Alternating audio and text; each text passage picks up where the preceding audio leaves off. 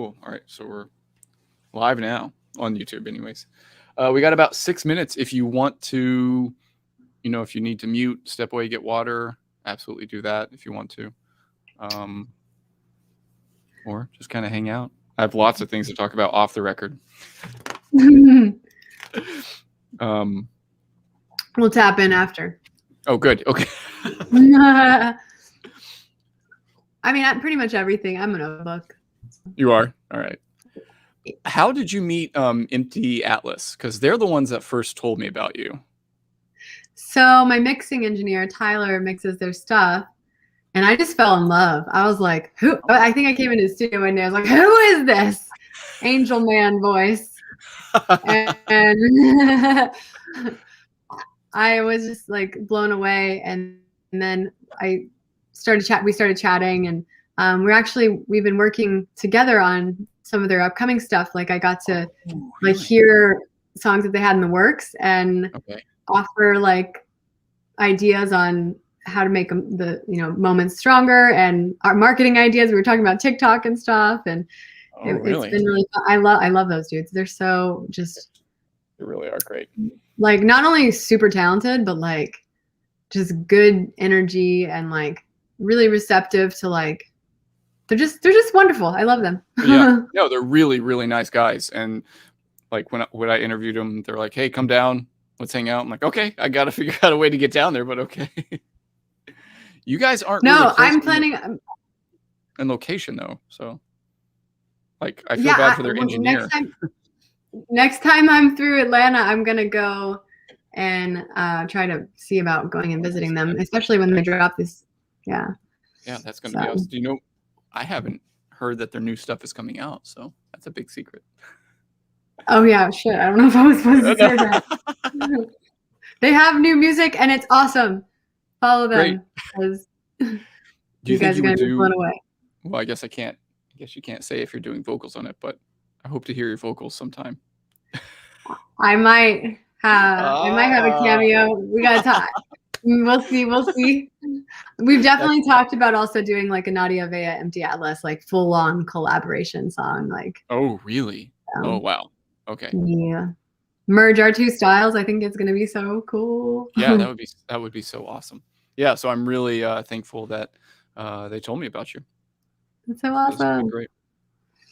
Do you have any questions before we get started? It looks like you got about 2.5 minutes before that station identification happens. That's fun to say, station identification. Yeah, it's hard to say also. Right now they're playing the top Greek hits of the week. I don't know if you can hear it. That's cool. YouTube is going to nail me for that copyright right there, but so I didn't know if you can you speak Lebanese? So my Arabic is shway shway. It's like kind of pathetic being half Lebanese. My dad, he was very assimilating into American culture, and he didn't really speak it to us growing up, so nothing really like stuck. But definitely working on that. Okay. Oh, you do try to work on it? Yes. I have been slacking lately, but. Oh, really? Yeah, I need to get. So I can speak like basic like greetings, but I need to get to where I can like actually have and carry conversations. And sometimes I can understand stuff when my aunts and uncles are speaking to me, but yeah. Wow. All right. Well, we are a minute away, so I guess I will see you after the show starts. Oh, awesome. When the music's playing or something, you might want to mute your mic because otherwise it will bleed over into the music. Okay, gotcha. All right, cool. I'll talk to you in a bit.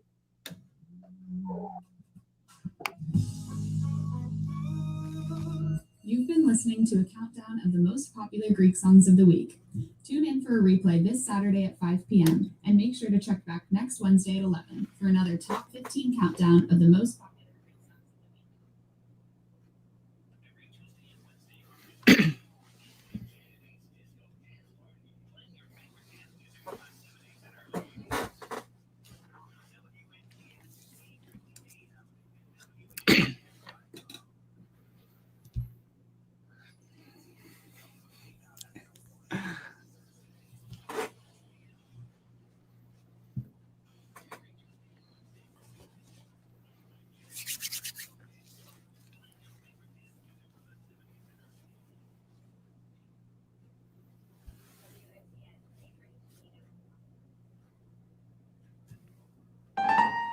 Music from friends.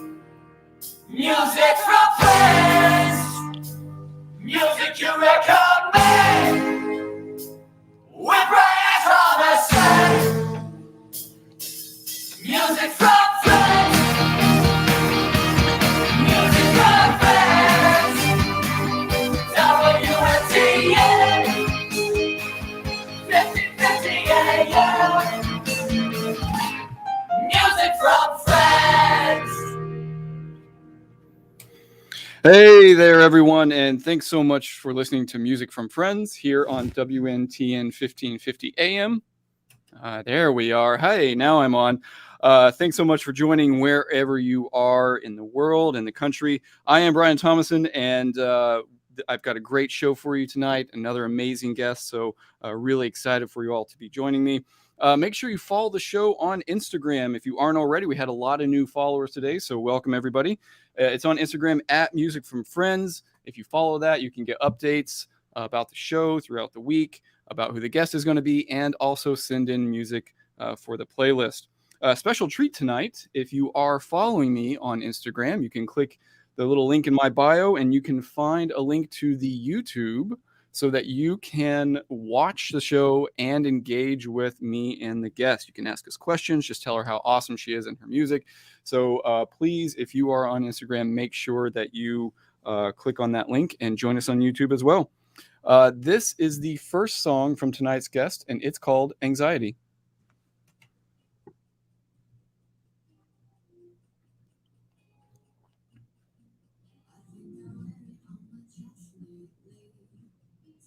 She was in front of me, wearing armor for a chase. Try to give my head a race, but it always gets the best of me.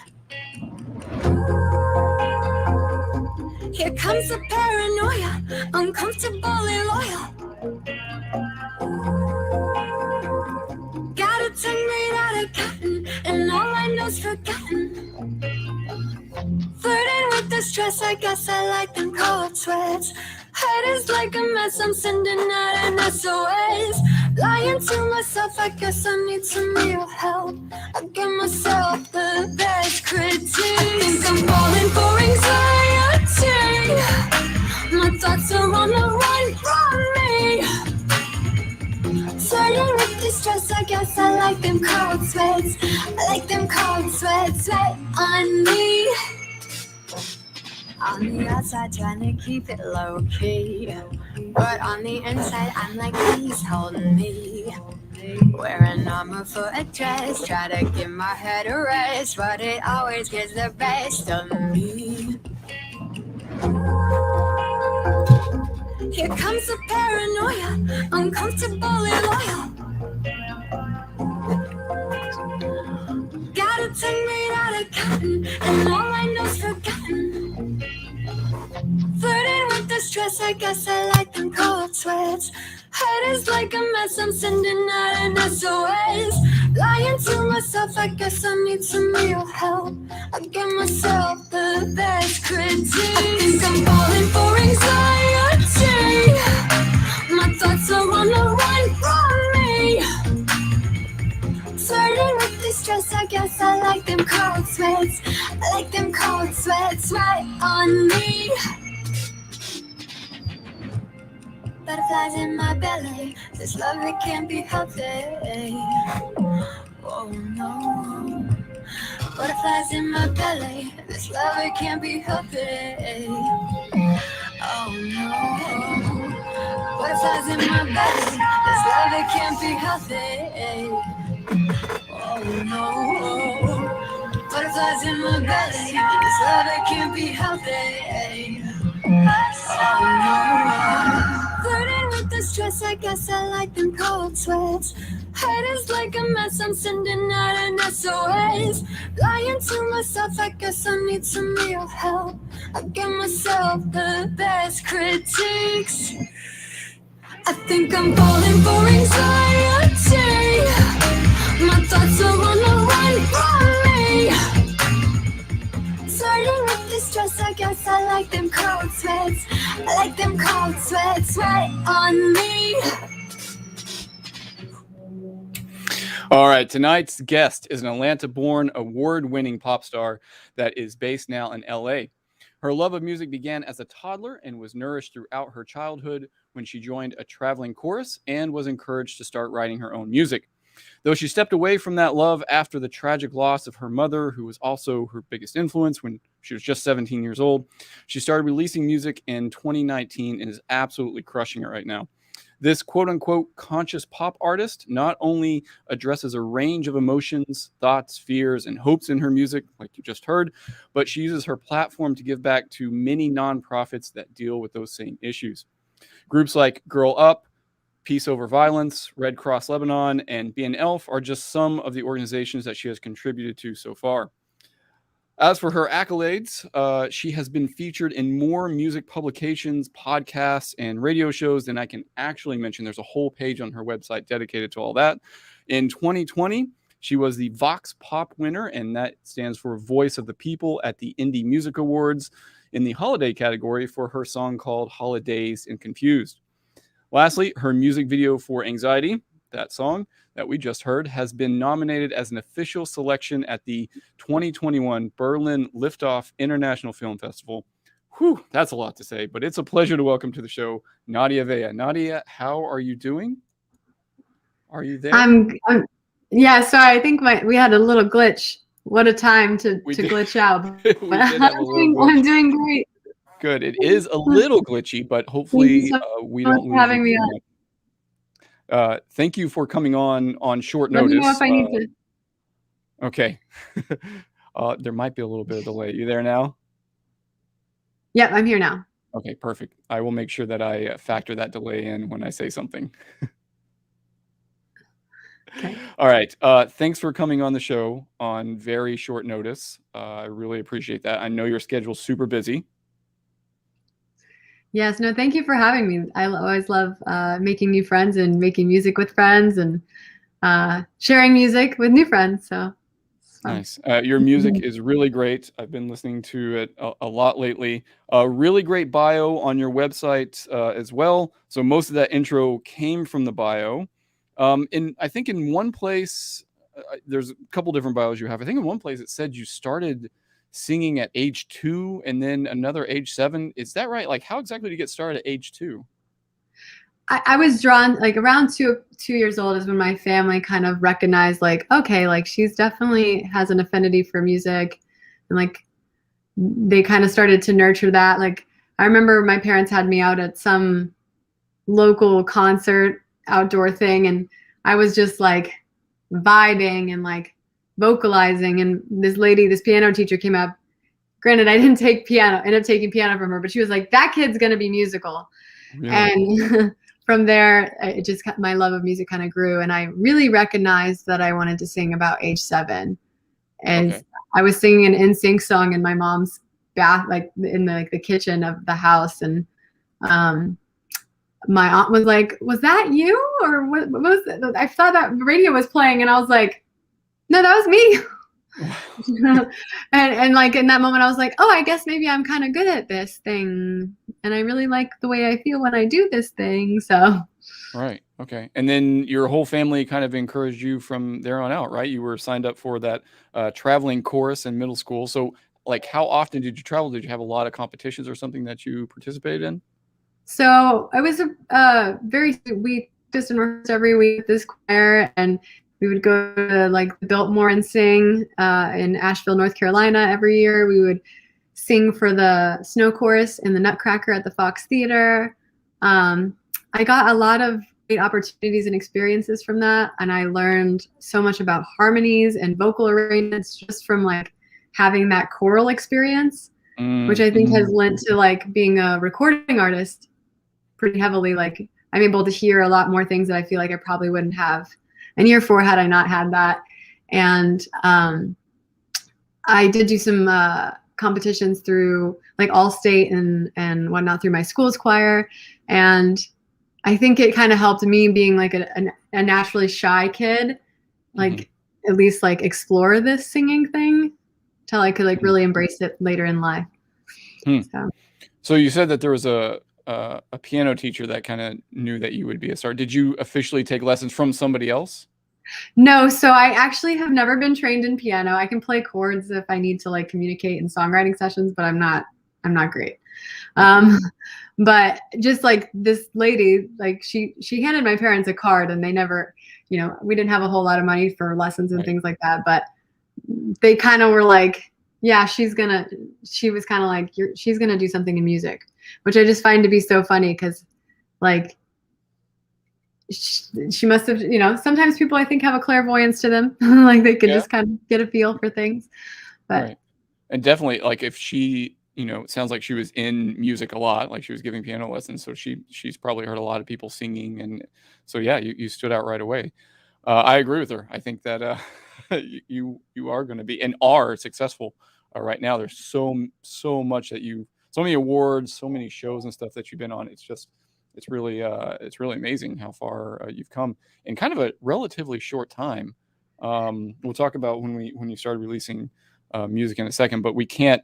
I think one thing that's prominent on your bio, wherever you're reading it from, on Spotify, on your website, or whatever, is the influence that your mom had and kind of the tragic loss of her when you were 17. Do you want to talk a little bit more about that and how that kind of altered your life? My mom, you know, she was very much a lover of words and crafting them, and she was an amazing poet, and she really encouraged I loved English. I was musical and artsy, so anything artsy and creative I was signed up for 100%. And I had some great English teachers, and anytime I had some sort of project where I needed to write, my mom was there to kind of help guide me and help me develop my writing skills. And I think that seeing her writing all the time really encouraged me to do that as well. And songwriting has offered a really lovely space for me to reconnect with her. And I feel like oftentimes when I'm writing these songs, like she kind of steps in a way, like, and sometimes will guide me and teach me a lesson. It has helped a lot of my healing and my growth, you know, through the songwriting. It's a way that I stay connected with her, and also connected to, you know, have been gaining more connection with myself, because I do feel and believe that when people experience like a tragedy like that, it can oftentimes derail you, and you know, grief is a powerful thing. It can really, you know, take you away from yourself and what's important. And you know, it's been the musical journey over the last couple of years has been a really nice way to like remember who I was before that loss. You know, you talked about how powerful grief was and how it can, you know, distract people. You said in the bio that you stepped away from music or took a break from it, which I think is just the nice way of saying you went through some tough times, maybe went a little wild. You said that you made some missteps along the way. So what eventually brought you back in 2019, probably before that actually, to settling down and making some music now? So it's been a gradual, like if you were to have met me 2 years ago, I was a completely different person. Like a lot has changed for me even in just the last 6 months. But I would say there was this eureka moment. I was in a very codependent relationship. The guy wasn't necessarily very supportive of me doing music. It was super toxic. And I was finally like expressing like interest, like, oh, I think I want to start doing this again. And we were just bad for each other. It was just not good. And I had previously been in relationship after relationship after relationship, just trying to like numb the pain of the loss and like not face my problems. So I just woke up one day, and I was in school for marketing. I was working at a job in fashion, and like on paper, life looked great. Like I had like a nice place. I, you know, had this great whatever, but I was miserable. And I literally just had a shift. And it was also too after I had made a really bad decision. It was shortly thereafter I had made a bad party decision. I won't go into too much detail, but like I kind of like did something that was like obvious I was like there was too much sadness running in the background, and I was no longer making the choices myself. Like it was my grief. And I just had a eureka moment one day, and I was like, you know what? Quit the boyfriend, quit school, quit the job. I'm going to be an artist. And I had no idea what the hell that looked like. And I remember I like got kind of sick. Like I lost a bunch of like I was like very lost. I was definitely super easy prey, like very vulnerable, really naive, entering the entertainment industry, which we all know is one of the darkest places on planet Earth. I'm discovering that. I'm hearing that from a lot of people. Yes. So I ended up actually on my way moving out of the building I was living in with my ex, meeting a circus ringmaster because I needed to borrow a cup of laundry detergent and get my last load of laundry in because I was moving into a roach infested. I was definitely downgrading, you know, like really like, you know, not sure if I was going to be washing clothes for a while. So I met him, borrowed the cup of soap. I saw this circus stuff in the background of his apartment, and I literally had never spoken any words to this man the entire time I'd been living there. I just saw him around, and he was like this quirky, like handlebar mustache. You know what I mean? Just stereotypical like circus guy. Looked like a circus ringmaster. That's awesome. Let me spoken a few words of French. So like, but he was kind and offered the soap, and I see all this circus stuff in the background, and I was like, oh wow, like that's so cool. Like, and he told me he ran a circus, and I was like, I've always wanted to join the circus, and like I'm really glad this was a very pivotal moment for me that led to a lot of like re-traumatizing myself in a lot of ways. It led to a lot of dark stuff, but honestly, I wouldn't be sitting here talking to you had I not gone down this very wonky, dark circus performance artist journey. So I ended up joining the circus, you know, with this Casanova type ringmaster and like diving into this weird world that I'd never been a part of. And again, super naive, super starry-eyed. Anyone offering any sort of answer to anything, I was like, "Oh, really? That's how you get on stage? You can perform there and do like not like that, like, but like I would just like take an opportunity to try to express myself." And I ended up in this performance troupe and like I just went down this like whole path that was like for many people great, but for me like I felt like I was losing more. I was even more so losing touch with myself. And I feel like I got tunnel vision toward this goal. And instead of like me burying myself in relationships, I was burying myself in like, how do I get to this one thing? How do I do this? And I still wasn't processing or dealing with my stuff. And I was writing songs, but they weren't like honest. They were just songs. And but I was learning a lot because one of my circus buddies was a great songwriter. And thank you so much to Ben Farmer. I will always have such an appreciation for that man. He went to Berklee School of Music, and we started writing folk music together, which is kind of where I got reignited with my songwriting and love of writing.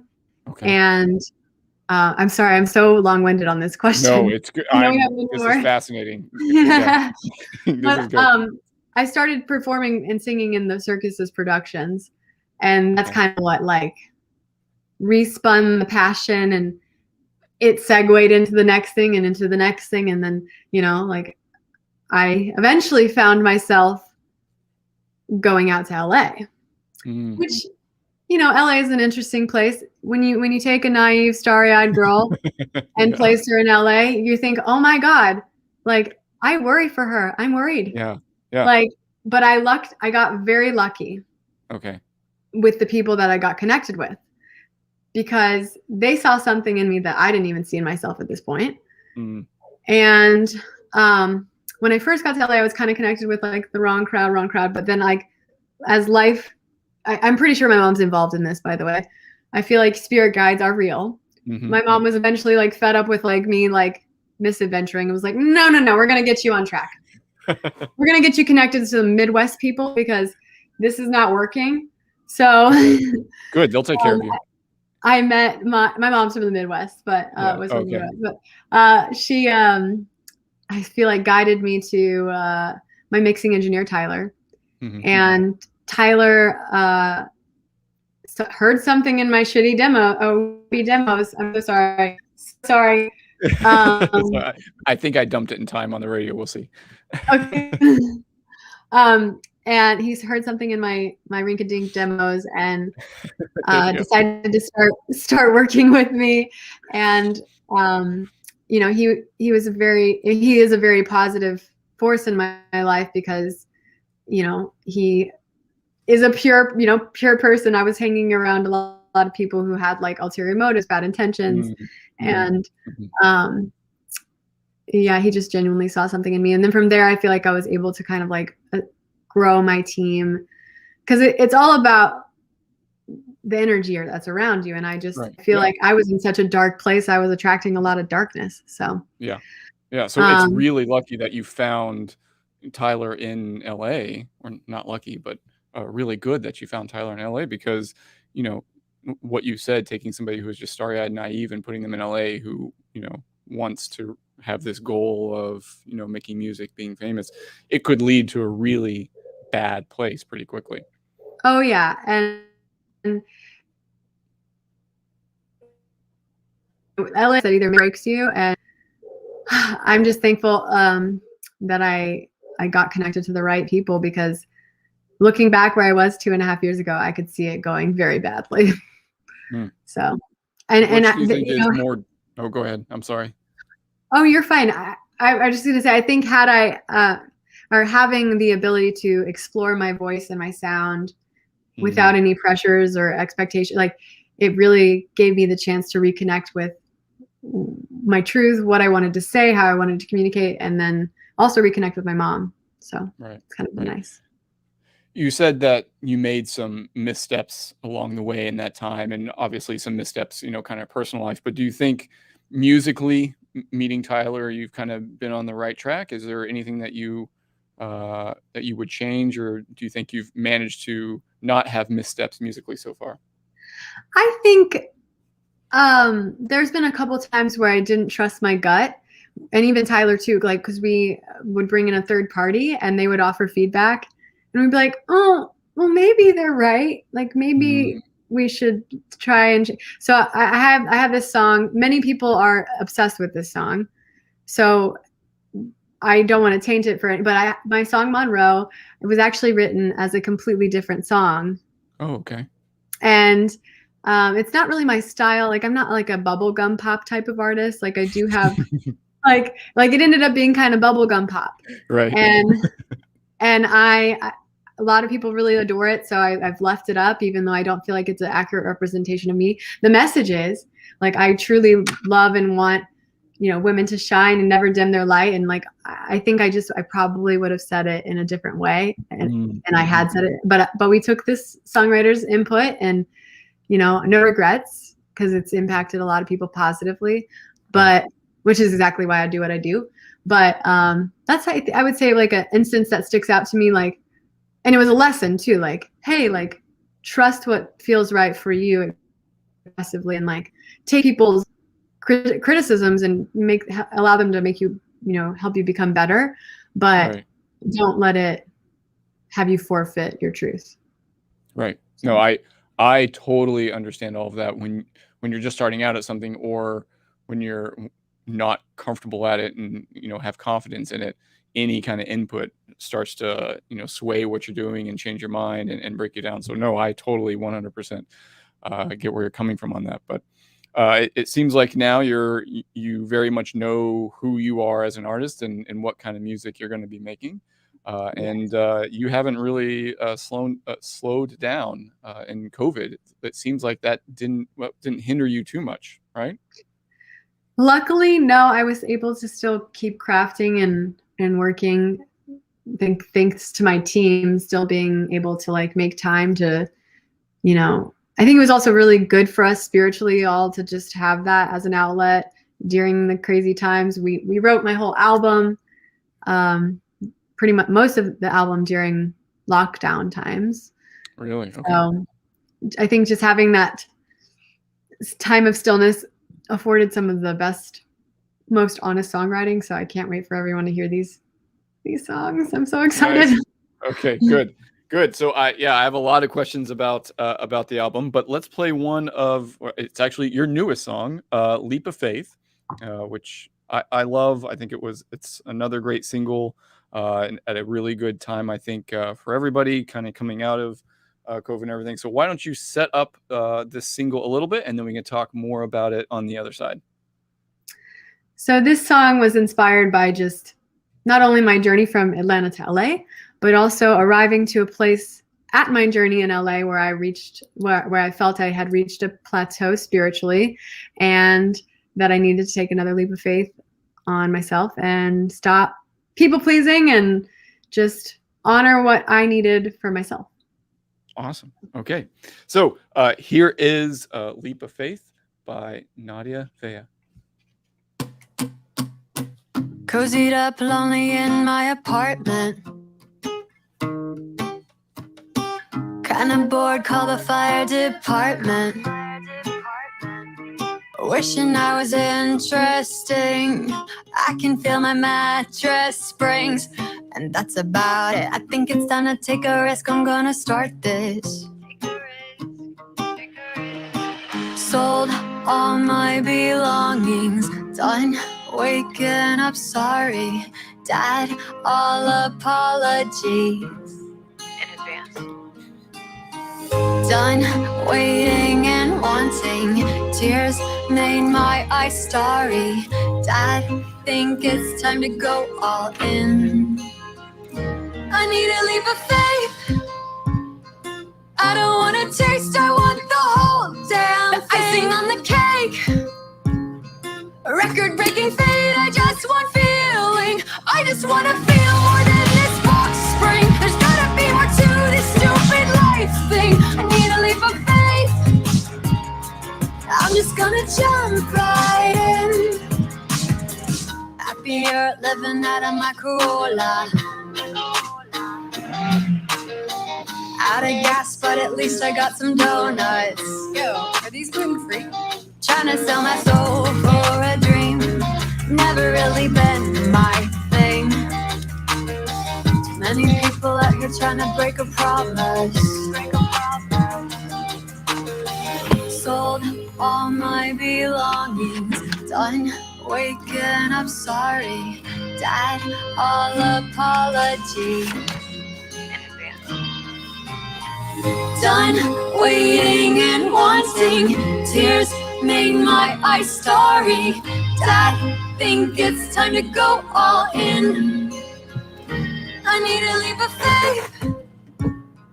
I don't want a taste, I want the whole damn thing. Icing on the cake.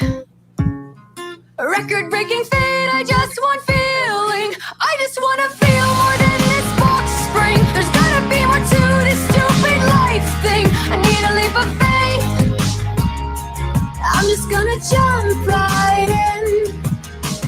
Honesty is everything in honest way.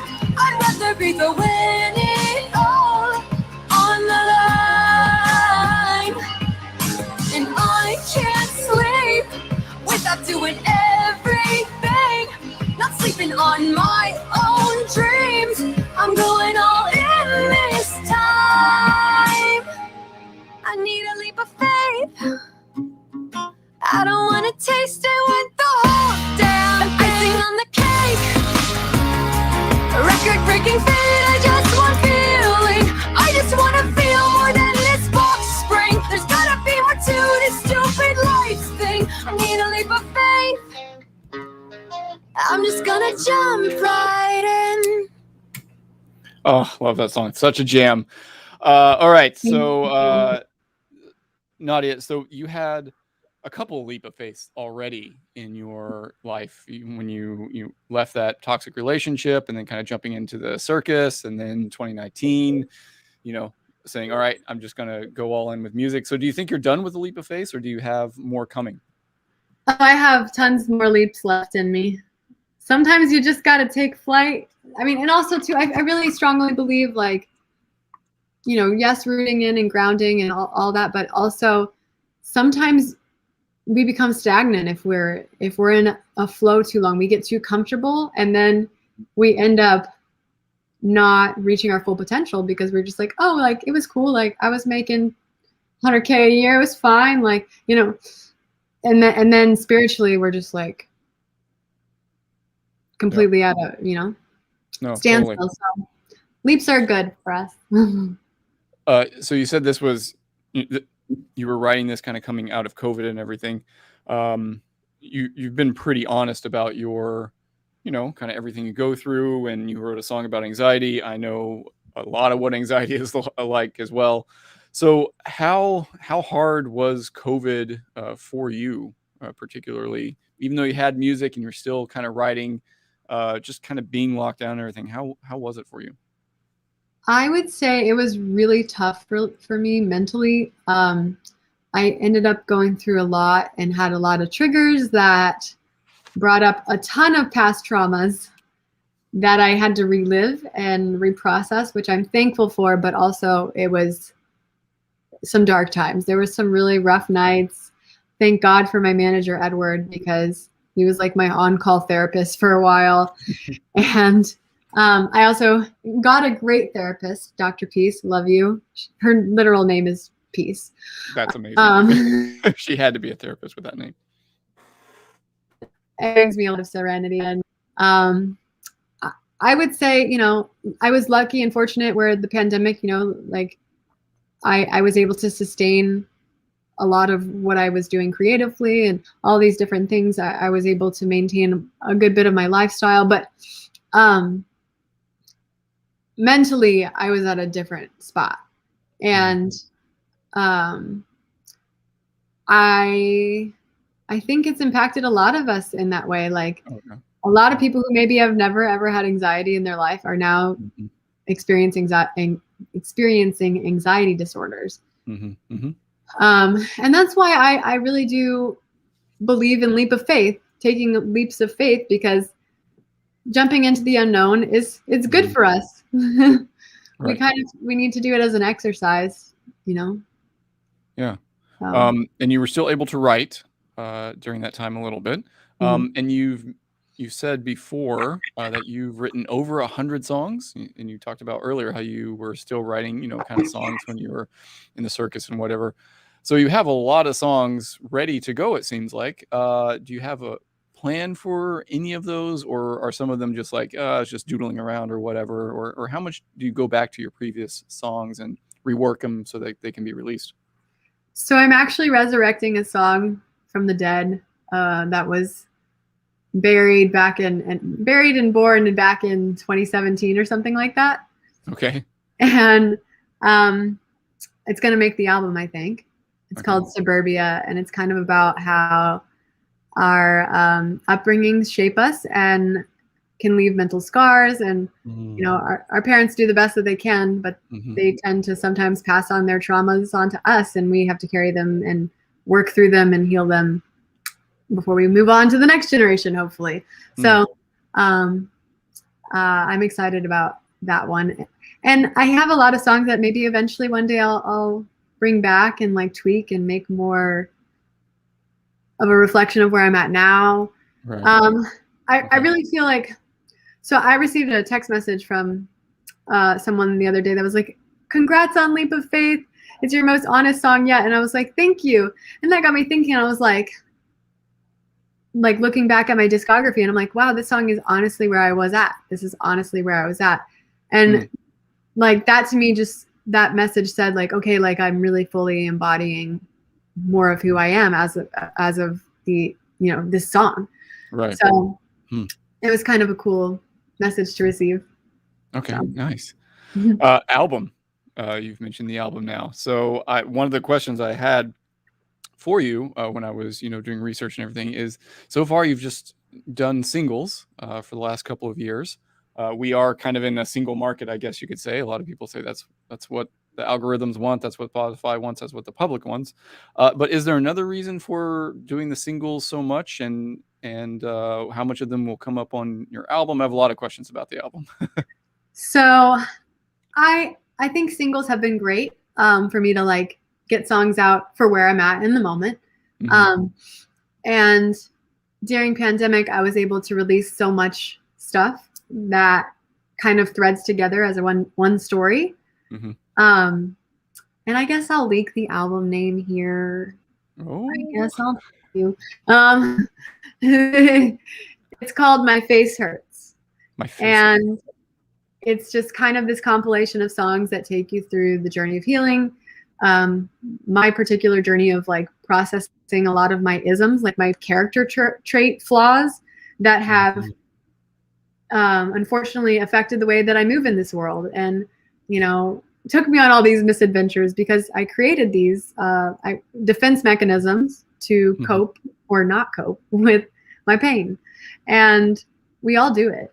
And we all have things that, you know, seem perfectly normal a lot of the times, but impact our abilities to truly connect with others, connect with ourselves and the world around us. So that is the theme of the album. And the songs take you on a journey, and I'm really excited to share them with you. Oh, I can't wait. And thanks for sharing the name here. A little sneak preview. Any idea when it's going to come out? March. March. Okay. Yeah. Nice. But I'm going to be leaking some singles at the start of the year. Okay. Okay, good. So this is going to be a heavy album then. I'm on TikTok. I don't know. I'm like too excited. We just kind of buttoned up 2 of the singles, and I'm just like, Oh, you did? Okay. You're like, let's get them out quick. I'm like really trying to keep myself together over it, but we'll see what happens. Right. Definitely, they'll all be out in March. This is Tyler on the releasing and everything. So as heavy as your songs are, and talk about some real, you know, hard things, you seem to really like Christmas. I like Christmas because, one, it brings everyone together. Right. And the beautiful thing about Christmas is the world stops. Like, everyone stops hustling. You know, there's time for more connection. And like, even the music industry dies, which is the most like hustle bustle industry in the world. All right. And I just find that to be so beautiful. And usually by Christmas, I'm just pooped out because I've been running around like a crazy person. Right. But yeah, it's a great time of year. I don't like the consumerism side of it. Right. Yeah. I don't enjoy that. I've got some sarcastic songs in my mind about that, but some sarcastic Christmas songs. But yeah, I definitely enjoy the holidays. It's and one of your Christmas songs, I think, if I'm getting this right, was kind of dedicated to your mother, or at least had some influence from your mother. Which one was that? Was that? Yes, Holidays and Confused. Okay. Yeah, Holidays and Confused. I one thing that's I feel like rings true for a lot of people is that the holidays, you know, because things do slow down, you're reminded of the people that are no longer with you, and it can be really tough because of that, and it can be a confusing time of year because you've been spending all year working, hustling, not facing and dealing with those emotions, and then they come flooding through. And you know, there's a lot of tradition around the holidays as well that is usually tied to, you know, brings up memories and whatnot. So that's where that song kind of was inspired from. And if you haven't checked out the music video on YouTube, I got to go to my dad's house, like the house that I was born in, grew up in, he still lives in. Oh, okay. And film a music video, and we pulled old home videos and sprinkled them into the edit. And it was so healing to release that song and to do the project, and also even more healing to hear other people's lives being impacted by it. Like, oh my God, this helped me through the holidays. And so, yeah, and it won that award in the holiday category. Who did you ever think that you would be winning awards for writing holiday music? I didn't. I know that never. And it's funny because I got a DM the other day, like, when are you putting out a holiday song this year? And I was like, I want to. I have like a bunch of things written, but with this album, I gotta get this album to y'all. I can't be messing around with no Christmas songs. Okay. Maybe in the future, a Christmas album coming out, the whole thing. Oh, yeah, I have a whole album. Okay. I really do. I really do have a whole album of Christmas songs. I was like, oh, great. Now we got to do another album of this quickly. So, speaking of music videos, the one for Anxiety, wow. That one is, that's interesting. Thank you. Lots of fruit was damaged in that video. Was that, so that was an early song no, I think that was that came out in 2020, right? Yeah, that came out in 2020. So were you in a particularly tough place then with that song? Because the video seemed like you very much were. Oh yeah, no, I was going through it. That was like the beginning of my mental decline in quarantine. And in pandemic, because I was just re-experiencing everything tragic or traumatizing that I've ever. It was so weird. It was the weirdest thing. But that project and that video, I got to get a lot out of my mind and my body, and I got to make that video with my cousin, who's amazing, and my buddy Zane. We're like the Lebanese trio of creatives. Okay. But it was really a fun video to make, and I loved squishing that fruit. No lie, like it was just like everyone who's broken my heart. Just get out on that fruit. I hope that you didn't have to have too many takes to do that, because then there'd just be fruit everywhere. It was so funny. Good. Well, so let's play the third song. Never Leave the Basement. Now this came out right around the time that our boys Empty Atlas that we were talking about at the beginning of the show told me to find you. I was interviewing them. You guys are friends, so it was like, oh hey, we'll all get to know each other. So this song is the first one I heard from you. Loved it instantly. Say something about it now, because we won't have time to talk about too much on their side, because I got to get in the playlist. I want to talk more about your charities. So what is going on in this song? This was after Anxiety, I think, for you. Is that right on the timeline? Yeah. Okay. Had you recovered from some of the bad place that you were in, or is this just carryover from Anxiety? I think it was definite carryover. I was experiencing heightened anxiety, I think, just from being more isolated. And I was really fed up with social media and having more screen time and having to be online and connect with people with these screens. And I also was really annoyed with the music industry's pay to play and like just feeling like I had to live my life on credit and to get ahead, and like just I was frustrated with all the systems. I was just like middle fingers to the air, and that's kind of where I felt like life was very simulated, and that's kind of where the song came from. Okay. All right. Did you I'm sure you know this because you have all the stats that even we can't see, but it's correct to say that this is probably your most streamed song? Is it the most purchased song that you have in your catalog as well? Yeah, it's definitely, I think it hit home with a lot of people, and it came out at a time where people were like probably feeling a lot of the same sentiments. So I'm glad it resonated. Okay, good. All right. Well, here is Never Leave the Basement from Nadia Faye. Advertisements scroll like pavement. Max us out like credit cards, don't pay them. Everything is fine. I love myself online. I never have to leave the basement. I eat the same thing every single week. Trying to do new shit, same old me. Coffee in a shower, sitting in my towel. Hey, always wake up in these old sheets. Thread count must be 17. Scroll for an hour, sunny but I'm doubtful. Hey, same day, different week. I'm always trying to do new things. I still dress the way I do. Comfy with the side of nothing new. Advertisements go like pavement. Max is out like credit fine. I love myself online. I never have to leave the basement. Get home and toss my shoes right off. Try and put my phone down, news won't stop. Taking off my makeup, sage my place and stay up. Hey, pour myself a glass of wine. Talk in the mirror like everything's fine. Tell me where the time's gone, tell me where I went wrong. Hey, same day, different week. I'm always trying to do new things. I still dress the way I do. Compare with the side of nothing new. Advertisements go like pavement. Maxes out like credit cards, don't pay them.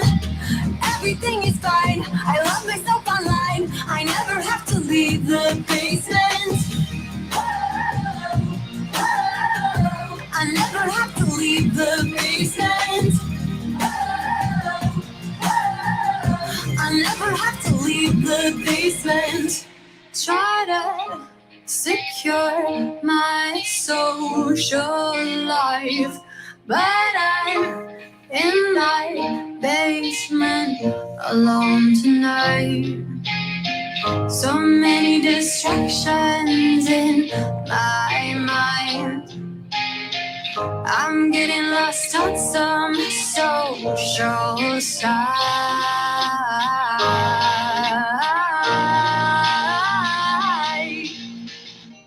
Advertisements go like pavement. Maxes out like credit cards, don't pay them.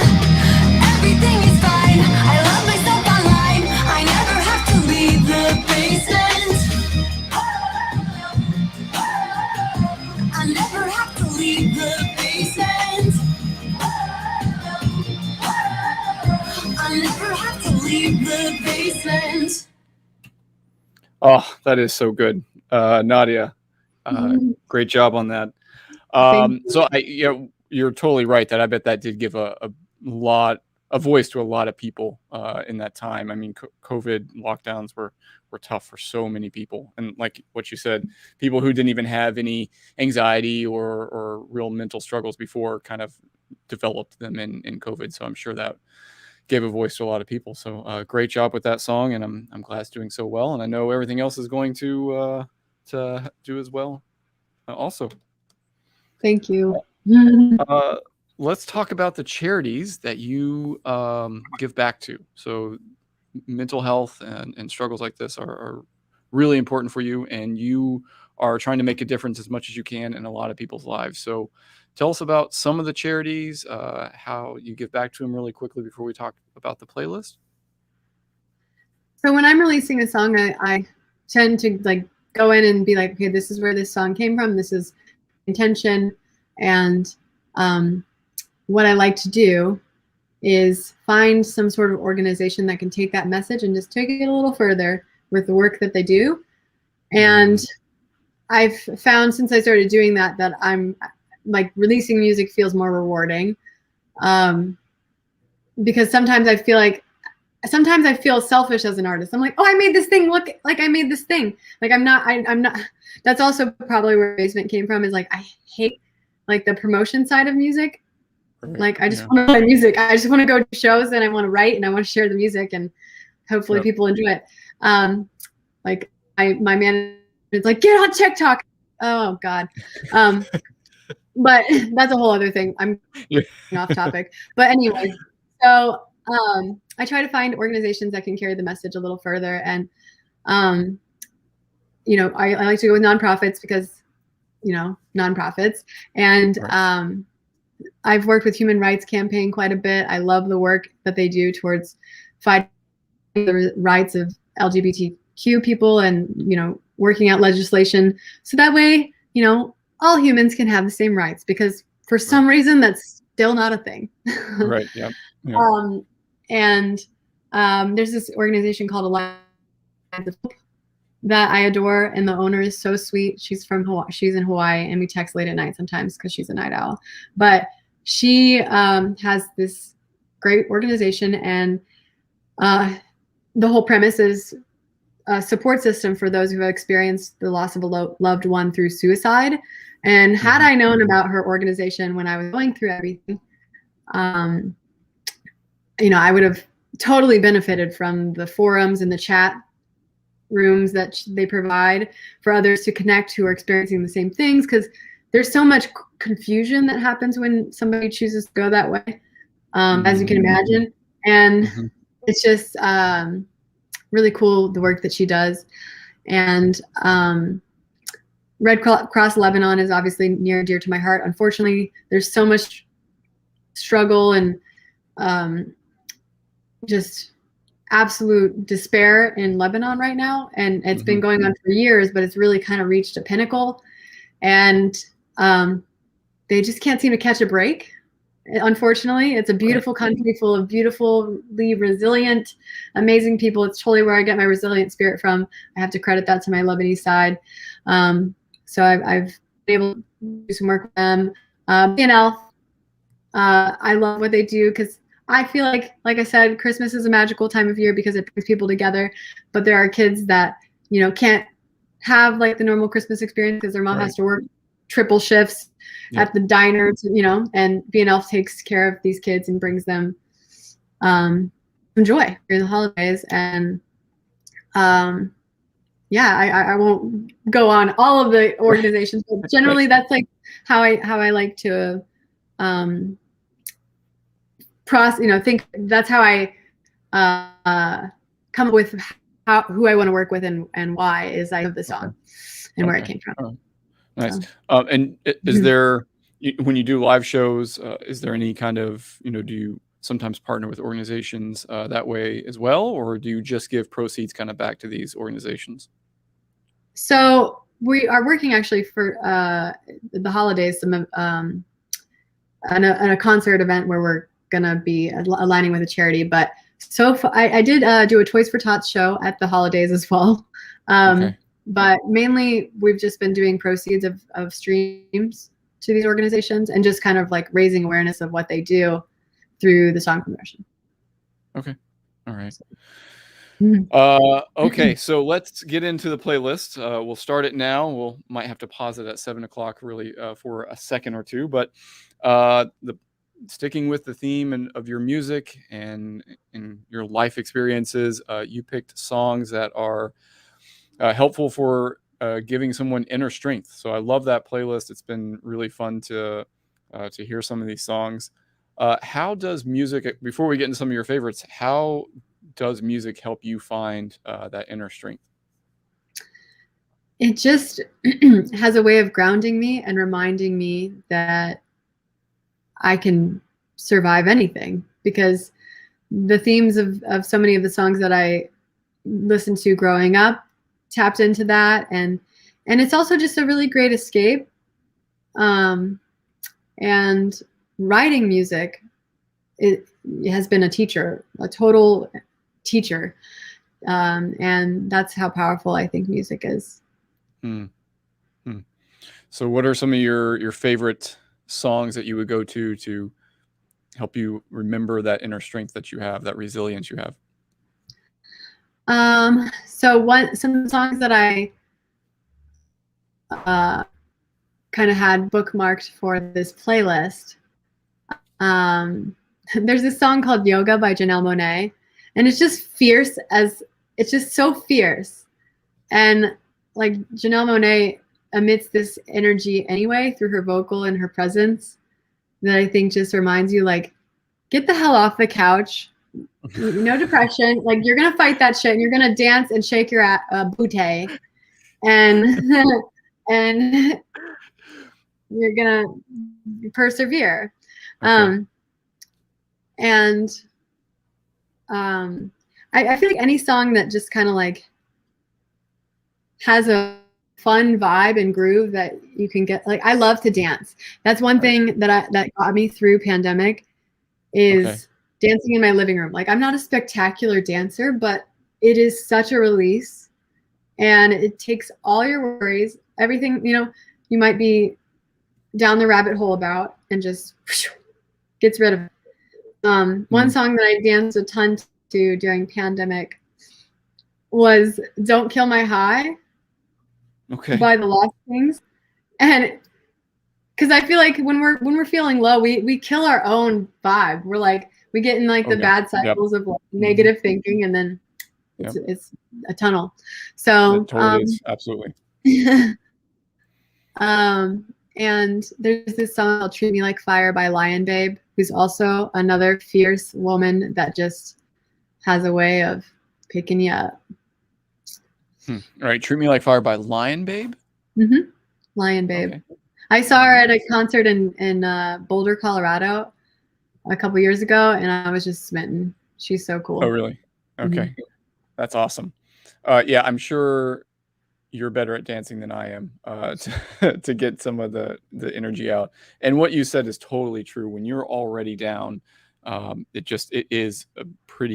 can be a pretty nasty spiral sometimes that you just keep going down. So music is really great to kind of get you out of that funk. And for me, often put words to feelings that I have that I can't really, form a thought for, or words to put with them. So I love music, no matter what my, feelings are at the time, sadness, happiness, just struggling. Like, it's great to have music there to kind of give voice to thoughts in your head. So a couple of ones that I shared during the week on Instagram that I think are really some of my theme songs. There was a Snow Patrol one that I shared called "Don't Give In." I'm not going to play it tonight on the radio because it's explicit, but really just this reminder of just don't stop. Like, just don't give in when things are hard. Another song that's just like that in that same vein is from 3 Days Grace. It's a newer one by them called "The Mountain,"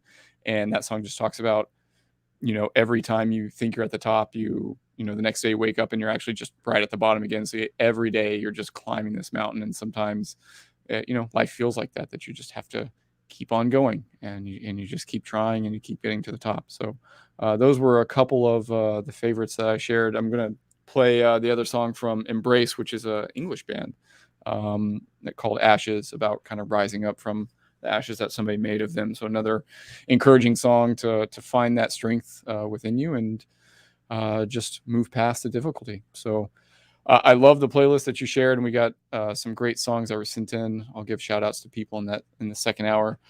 We have 2.5 minutes. So tell us a little bit what's coming up. We've talked about the album, any live shows coming up, and how can people follow you and get updates for you?